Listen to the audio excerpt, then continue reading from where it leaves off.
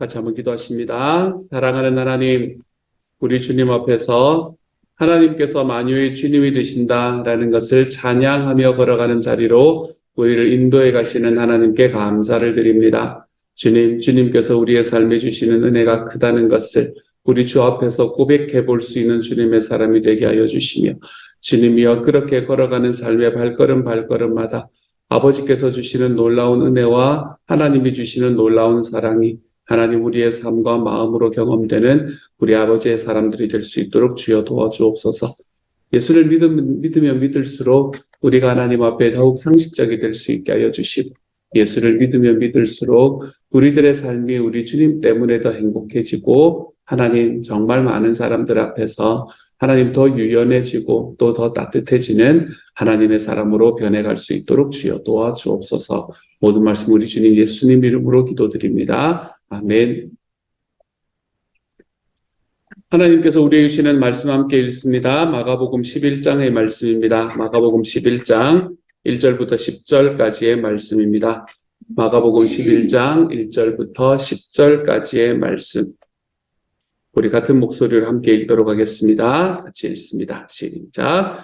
그들이 예루살렘에 가까이 와서 감람산 벳바게와 베다니에 이르렀을 때에 예수께서 제자 중 둘을 보내시며 이르시되 너희는 맞은편 마을로 가라. 그리로 들어가면 곧 아직 아무도 타보지 않은 나귀 새끼가 매여 있는 것을 보리니 풀어 끌고 오라. 만일 누가 너희에게 왜 이렇게 하느냐 묻거든 주가 쓰시겠다 하라. 그리하면 즉시 이리로 보내리라 하시니 제자들이 가서 본즉 나귀 새끼가 문 앞 거리에 매여 있는지라 그것을 푸니 거기 서 있는 사람 중 어떤 이들이 이르되 나귀 새끼를 풀어 무엇하려느냐 하며 제자들이 예수께서 이르신 대로 말한데 이에 허락하는지라. 나귀 새끼를 예수께로 끌고 와서 자기들의 겉옷을 그 위에 얹어 놓음에 예수께서 타시니 많은 사람들은 자기들의 겉옷을 또 다른 이들은 들에서 벤 나뭇가지를 길에 펴며 앞에서 가고 뒤에서 따르는 자들이 소리 지르되 호산나 찬송하리로다. 주의 이름으로 오시는 이여 찬송하리로다. 오는 우리 조상 다윗의 나라여 가장 높은 곳에서 호산나 하더라. 아멘. 드디어 예수님께서 예루살렘에 입성하시게 됩니다. 마가복음의 스토리는 우리에게 가장 이렇게 핵심적인 스토리들만 우리에게 이야기를 해주는 듯해서 다른 이 복음서에 나오는 스토리보다는 조금 이렇게 좀 갑자기 이렇게 툭 뛰는 그런 느낌이 있기는 하지만 어쨌든 마가복음 11장부터 시작을 해서 예수님께서 드디어 예루살렘에 입성하시는 장면이 나타납니다. 예루살렘에 입성하시려고 하면서 예수님이 뭐를 준비를 시키나 하면 내가 타고 갈 나귀 새끼를 준비해라 라고 이야기를 합니다. 근데 굉장히 신기하지요. 주가 쓰시겠다 하라라는 말이 굉장히 신기하지 않습니까? 아무도 모르는 곳에 가서 나귀 새끼를 데리고 오는데 그걸 데리고 오다가 들키면 주가 쓰시겠다 이렇게 이야기를 하는 그런 느낌이 오늘의 말씀입니다. 그리고 그렇게 이야기를 하는 한마디에 나귀 주인은 자기의 나귀를 내어놓는 것을 또 오늘의 말씀에서는 보여주고 있지요. 미리 그렇게 하기로 예약이 되어 있었던 건지 안 그러면 좀 신적인 권위로 예수님께서 이 일을 감당을 하셨던 건지 제가 잘 모르겠습니다. 하지만 주님께서는 자기가 쓰고자 하시는 것들에 대해서 내가 좀 쓸게 라고 이야기하시는 모습을 오늘의 말씀에서 우리에게 보여주고 있죠. 이 나귀 새끼뿐만이 아닙니다, 여러분. 주님께서 내가 좀 쓰자라고 이야기하시는 것은 오늘 우리가 살아가는 삶 속에서도 여전히 존재합니다. 그리고 주님께서는 이 나귀 주인에게 그렇게 이야기하셨던 것처럼 오늘 이곳에 있는 저와 여러분에게 내가 너 거를 좀 쓰자라고 이야기하시는 이야기를 요구하실 때가 있습니다. 우리의 재물을, 우리의 시간을, 우리의 탤런트를, 우리의 재능을 예수님께서는 좀 쓰자라고 이야기하십니다. 그런데 한 가지 확실한 것은 내가 그것을 가지고 내가 모으고 내가 채워냈는데 하나님께서 그것을 빼앗아 가시면서 내가 너 것 좀 쓰자라고 이야기하시는 게 아니라는 사실을 아는 것이 우리에게는 얼마나 복된 일인지 모릅니다. 사실 우리의 물질이나 우리의 재능이나 우리의 시간이나 이 모든 것들은 하나님께서 우리에게 먼저 주신 것이지요. 그리고 주님께서는 우리에게 그것을 주시고 우리가 누리고 영위하게 하시다가 어느 순간에 주님께서 필요하다고 이야기하실 때 우리에게 요구하는 것이 주님의 이 삶의 방식이라는 겁니다. 그런데 우리는 어떤 삶의 방식을 가지고 있는가? 우리는 선물로 받은 것이라도 그것이 내가 아무런 이 일을 하지 않고도 그냥 나에게 주어진 것이라고 하더라도 일단 내 수중에 들어오면 내 거라고 생각합니다. 내 거는 내 거, 네 거도 내 거, 뭐 이런 이야기 옛날에 하면서 달지 않으셨나요? 어쨌든 우리는 우리의 삶에서 내가 아무것도 노력하지 않고 내가 아무것도 그거 하지 않는 과정에서 나에게 선물처럼 내려오는 것들조차도 내 수중에만 들어오면 내 거다라고 생각을 하는 게 우리의 일상적인 생각입니다. 내 거다라고 생각하기 때문에 다시 내놓기를 어려워합니다. 사실은 그것을 주신 주인이 이야기하는데도 우리는 그것을 내어놓는 것을 좀 어려워하지요. 우리 입술로는 모든 것이 주님의 은혜의 선물입니다 라고 고백하는 것이 어렵지 않습니다. 그렇지만 주님께서 막상 그것을 좀 쓸까라고 이야기하면 우리는 한 발 물러섭니다. 그리고 주님 내 거 좀 쓰려면 저에게 좀 더 주시고 쓰셔야 되지 않겠습니까? 라고 이야기하며 딜을 하는 우리의 모습을 발견할 때가 있지요. 하지만 여러분, 우리의 삶 속에서 가장 큰 기쁨 중에 하나는 내가 쓰임받는 기쁨이라는 것을 좀 기억하시기를 소망합니다. 내가 하나님 앞에 쓰임받는 기쁨이 우리의 삶에서 가장 큰 기쁨입니다. 나의 무지함과 나의 연약함에도 불구하고 하나님께서 그것을 사용하셔서 우리 주님의 뜻을 내 삶 속에서 이루어내시는 분이 바로 내 주님이시라면, 그래서 내가 가지고 있는 것, 하나님께로부터 내가 받은 것을 통해서 나와 함께 있는 사람들이 하나님의 위로를 받을 수만 있다면, 내가 가지고 있는 나의 것이, 내가 선물로 받은 나의 것이 사용되어서 나와 함께 있는 이들이 하나님의 사랑을 체험하고 살아계신 하나님을 인정하게 될 수만 있다면, 여러분, 이것이 얼마나 큰 기쁨인가라는 것을 우리의 삶 속에서 좀 떠올릴 수 있는 하나님의 사람이 될 수 있기를 소망합니다. 벌써 3일째 연속 이야기를 하게 되는 것 같아요. 여러분, 우리 주님의 사명을 이루어드리기 위해 주님께서 내가 좀 쓰자라고 이야기하는 것을 기쁨으로 내어드려 볼 줄 아는 하나님의 사람이 되십시다. 우리 주님께서 소원하시는 그 주님의 사명을 이루기 위해서 여러분, 우리의 물질 좀 쓰고 우리의 시간 좀 쓰면서 살아가십시다. 내가 받은 것, 하나님께 받은 것이라는 것이 우리의 고백 안에 있잖아요. 그렇죠? 그러면 받은 것이라면 그것을 나에게는 선물이다. 나에게는 사실은 이게 있어도 되고 없어도 된다. 왜냐하면 주님께서 나를 이끌어 가실 것이기 때문이다. 라는 분명한 믿음 속에서 주님이 좀 쓰자라고 이야기할 때 그것에 주님, 주가 쓰시겠다. 그렇게 하십시오. 라고 이야기하며 좀 내어놓으며 살아가 볼 줄 아는 하나님의 사람이 되어 가셨으면 좋겠습니다. 제가 참 테레사 수녀님 참 좋아하는데, 테레사 수녀님이 하신 말씀 중에 이런 말씀이 있습니다. 우리는 하나님이 손에 쥐신 몽당 연필입니다. 라고 이야기하는 이야기가 있습니다. 나는 하나님의 손에 쥔 몽당 연필입니다. 하나님께서는 우리가 비록 작은 연필, 몽당 연필로 있는 것 같은 모습이지만 그 모습 그대로 하나님께서는 자기의 큰 사랑을 우리의 연필로 쓰시는 분이 바로 내 하나님이십니다. 그리고 우리는 작은 연필이지만, 몽당 연필이지만 우리 아버지께서 쓰시는 큰 사랑을 쓸 수 있는 도구로 사용받는 기쁨을 누리게 될 수 있는 사람이 되는 겁니다. 그 하나님께서는 오늘 이곳에 있는 저와 여러분에게 동일하게 질문하십니다. 이 나귀 주인에게 질문하시는 것처럼 내가 너를 필요로 한다. 내가 너를 써도 되겠느냐? 라는 이 주님의 질문이 우리들에게 놓여져 있습니다. 사랑하는 여러분, 이 질문에 이사야처럼 제가 여기 있습니다. 저를 쓰십시오. 라고 이야기하며 내 주님 앞에 사용받는 기쁨을 우리의 삶에서 언제나 누릴 수 있는 하나님의 사람이 되어 가시기를 우리 주님의 이름으로 축복합니다. 이렇게 나귀 새끼를 타고 이제 들어가는 이 과정 속에서 예수님께서는 드디어 예루살렘에 입성하십니다.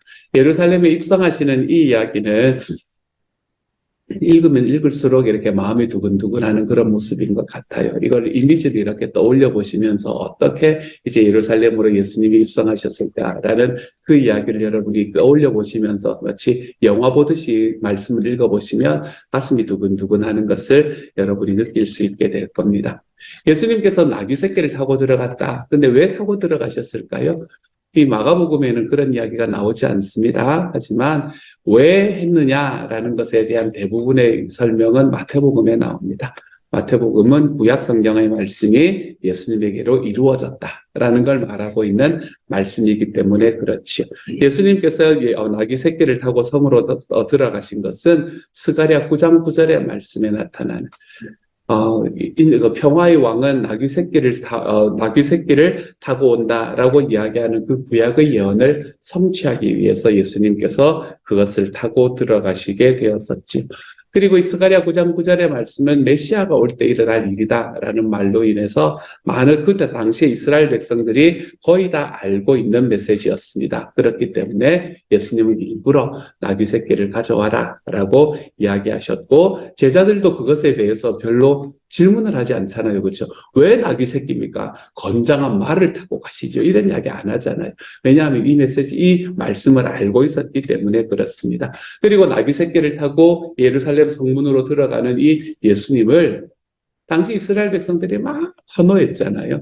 그 사람들이 물론 다 예수님의 소문을 들은 사람들이긴 하지만 그 사람들이 그렇게 환호했던 이유도 바로 그거인 겁니다. 예수님께서는 지금 나귀 새끼를 타고 예루살렘으로 들어가심으로 인해서 내가 메시아다라는 것을 사람들에게 보여주고 있는 바로 그 상황이기 때문에 그랬었어요.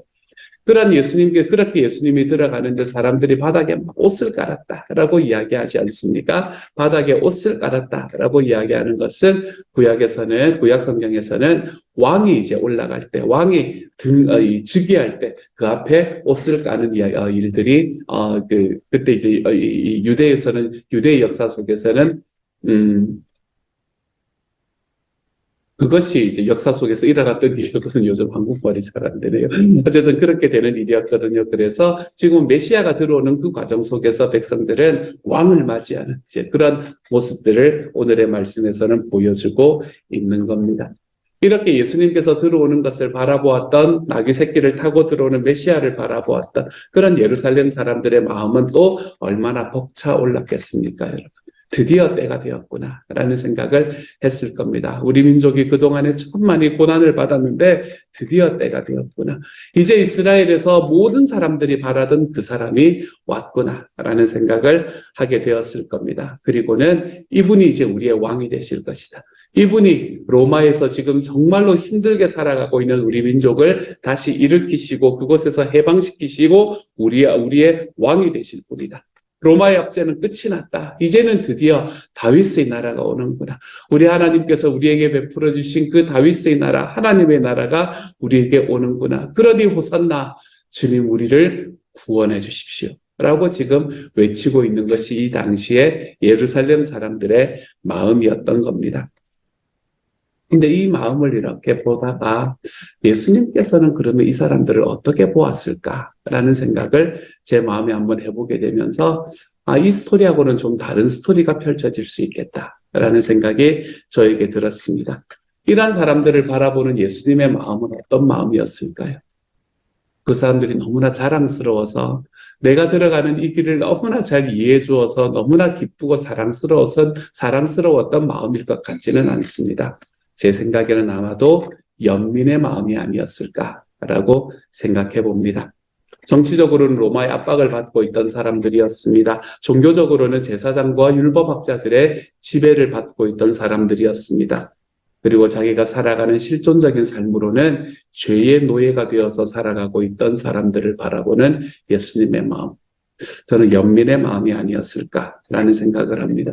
연민의 마음이 깊었기 때문에 아마 예수님께서는 속으로 좀 우셨을지 모르겠다라는 생각이 제 마음에 다가왔습니다.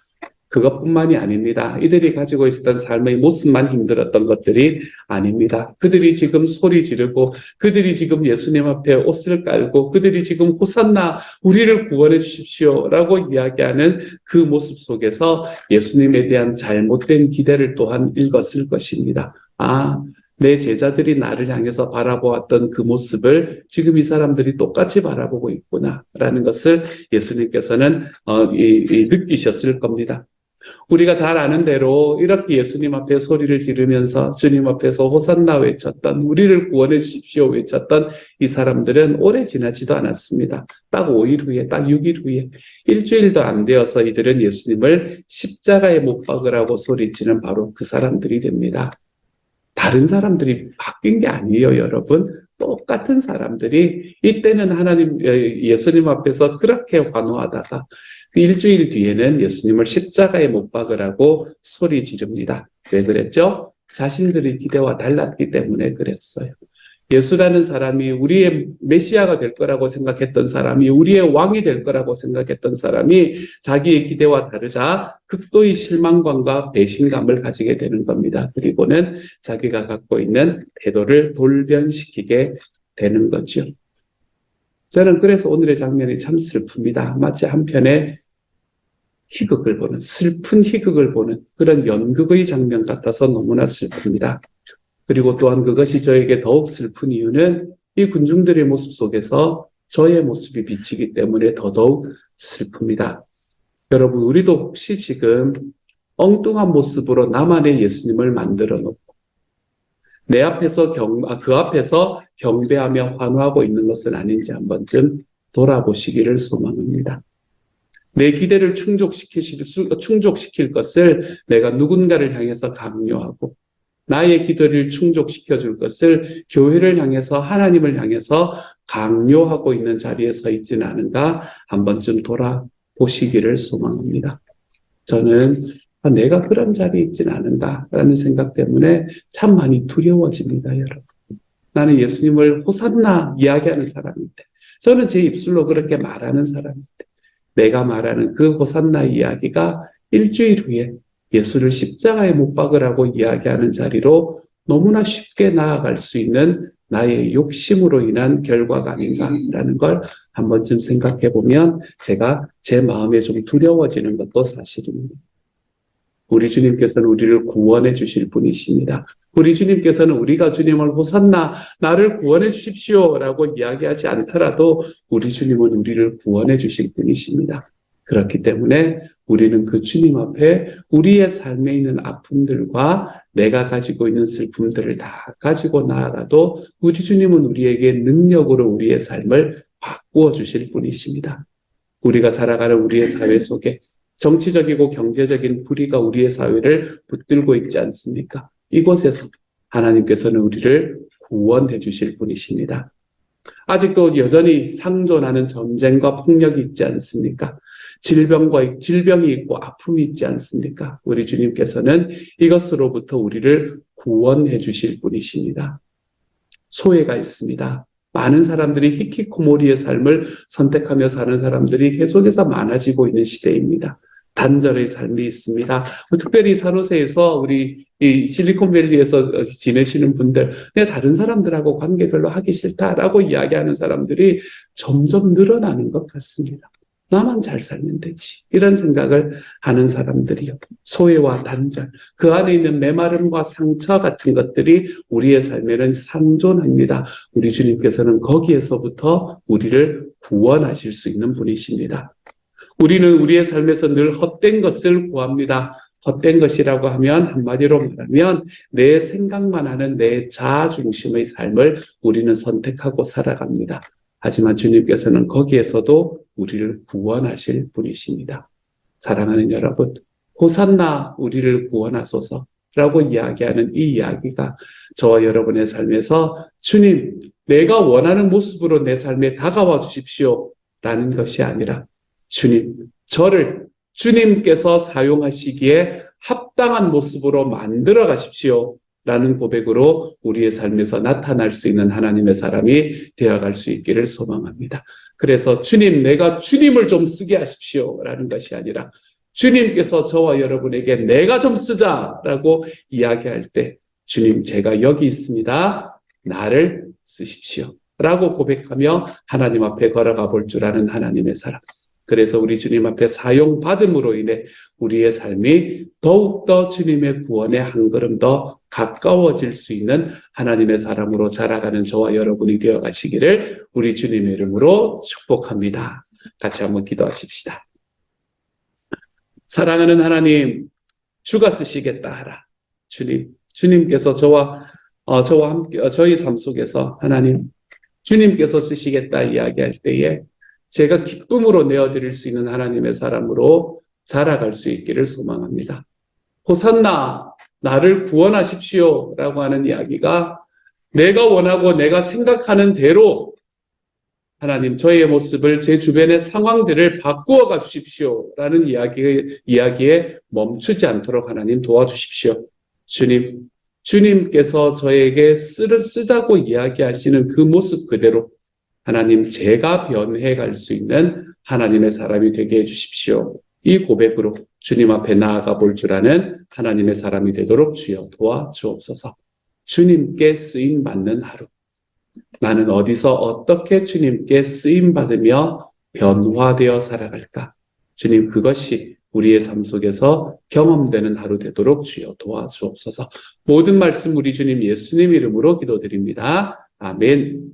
하늘에 계신 우리 아버지의 이름을 거룩하게 하시며 아버지의 나라가 오게 하시며 아버지의 뜻이 하늘에서와 같이 땅에서도 이루어지게 하소서. 오늘 우리에게 일용할 양식을 주시고 우리가 우리에게 잘못한 사람을 용서하여 준 것 같이 우리 죄를 용서하여 주시고 우리를 시험에 빠지지 않게 하시고 악에서 구하소서.